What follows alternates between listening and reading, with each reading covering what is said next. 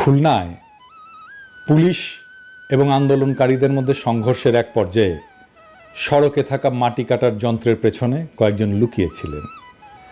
একটু পর পুলিশের অবস্থান দেখতে মাথা তুলছিলেন আবদুল্লাহ শাফিল। সঙ্গে সঙ্গে পুলিশের ছোড়া ছড়রাগুলি এসে তার চোখে, মুখে, কপালে লাগে। সেই ভয়াবহ অভিজ্ঞতার কথা তুলে ধরে শাফিল বলেন, মনে হচ্ছিল চোখে লাগা ছড়রাটা চোখ চিরে আমার মস্তিষ্কে গিয়ে আঘাত করছে। কিছুই আর দেখতে পাচ্ছিলাম না। খুলনা বিশ্ববিদ্যালয়ের এক বড় ভাই টেনে নিয়ে যায় পাশের নর্দমার মধ্যে।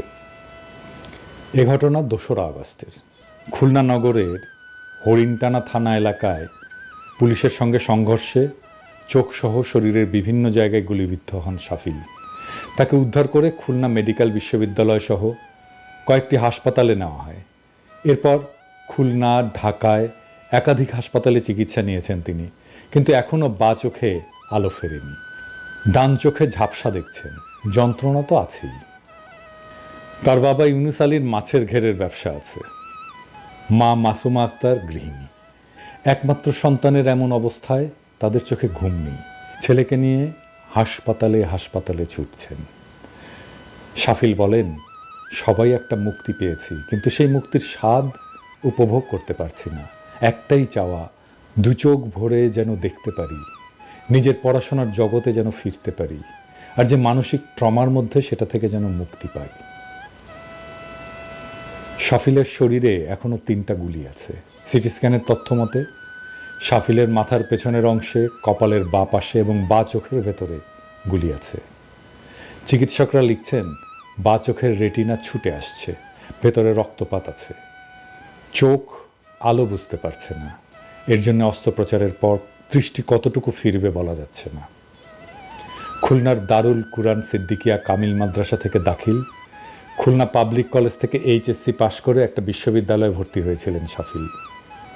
কয়েক মাস পরে ভর্তি বাতিল করে বিদেশে যাওয়ার প্রস্তুতি নিচ্ছিলেন। শাফিলের টেবিল জুড়ে বিজ্ঞান আর IELTS-এর প্রস্তুতির বই। দেশের বাইরে গিয়ে নিউক্লিয়ার বিজ্ঞান নিয়ে পড়ার খুব ইচ্ছা ছিল তার। চোখে গুলি লাগার পর খুলনার Northern university of business and টেকনোলজিতে তড়িৎ ও ইলেকট্রনিক কৌশল বিভাগে ভর্তি হয়েছেন। শাফিল লিখেছে, for a happy nation I have lost my vision. আজ কারো সময় নেই ছেলেটার জন্য। সে জেনেছে বিদেশে গেলে চোখটা হয়তো বেঁচে যাবে। কারো সময় হয়নি ছেলেটার 50 লক্ষ থেকে 1 কোটি টাকার একটা সংস্থান করে দেওয়ার, কারোই হয়নি। আপনারা রাষ্ট্র সংস্কার করবেন, কিচ্ছু করতে পারবেন না। মিছেমিছি কেন বাগাড়ম্বর করেন? বিপ্লবের একজন সৈনিকের সুচিকিৎসার দায় নিতে পারেন না আপনি? কোন রাষ্ট্র সংস্কার করবেন? আগে তো মানুষ, তারপরে রাষ্ট্র। 50 লক্ষ টাকা কি অনেক কিছু? শাফিল লিখেছে, পাপ কি আমার এটাই ছিল যে আমি আবু সাইদের মতো শহীদ হতে পারিনি? এজন্যই চোখ ফুঁড়ে অক্ষিগোলকে গেঁথে যাওয়া বুলেট নিয়ে ভুগতে হচ্ছে আজ 15 দিন। পাপ তো তাহলে ওই পিশাচের, যে আসল বুলেট না মেরে লেডের ছড়রা বুলেট মেরেছে। ব্রেন ফুটো হয়ে যেত, আর ডক্টর ইউনুস সহ সকলে আমার পরিবারের পাশে দাঁড়াতো, আর আমিও বেঁচে যেতাম এ এক চোখা পৃথিবী থেকে। প্রফেসর ইউনুস, আপনি কি শুনছেন আমাদের এই সন্তানের কথা? আপনাকে কি কেউ বলেছে মাত্র কয়েকটা টাকার জন্য ওর দৃষ্টিশক্তি অন্ধ হয়ে যাবে?